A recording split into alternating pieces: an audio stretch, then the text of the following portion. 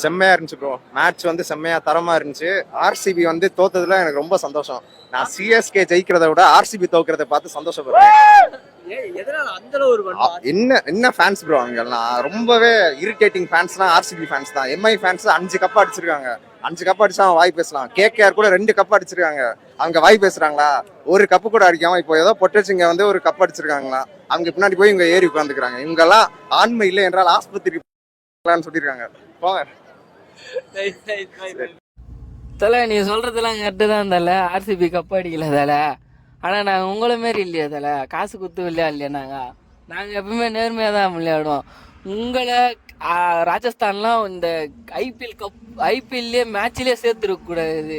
இந்தமாரி காசு குத்துட்டு எச்சத்தனமாக விளையாடிட்டு நீங்களாம் வந்து பேசுகிறீங்க பார்த்தியா. சிஎஸ்கே தான் கெத்து, 5 வருஷம் கப்பு வச்சுக்கிறோம். எம்ஐ 5 வருஷம் கப்பு வச்சுக்கிறாங்க. அவங்களாம் பேசலாம், இவங்களாம் பேசலாம். டேய், நாங்களாம் கப்பு வச்சாதான் பேசணுமா? நான் கப்பு அடிக்கலாம் பேசக்கூடாதா?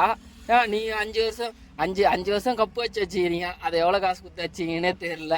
அதுலேயும் இந்த பையன் சொன்ன பேர் பொட்டச்சி கப்பு வச்சிச்சா அதுக்கு பின்னாடியே நாங்கள் ஓடிடுறோம்மா. டே இந்த மாதிரிலாம் பேச வரா தம்பி. உனக்கு நேரம் சரியில்லைன்னு நினைக்கிறேன். எல்லாம் இப்போ இப்படி தான் பேசுவீங்க. அன்றைக்கி T20 வேர்ல்டு கப்பில் 2 வருஷத்துக்கு முன்னாடி என் தலைவன் பாகிஸ்தானு இந்தியாவுக்கு மேட்ச் நடக்கும் போது அப்போ அச்சு கொடுக்கும் போது எல்லாம் கோலின்னு கத்திட்டு, இப்போ ஐபிஎல் வந்தவனே சிஎஸ்கேன்னு கத்துறீங்க. டேய், நீங்களாம் ஒரு ஆள்.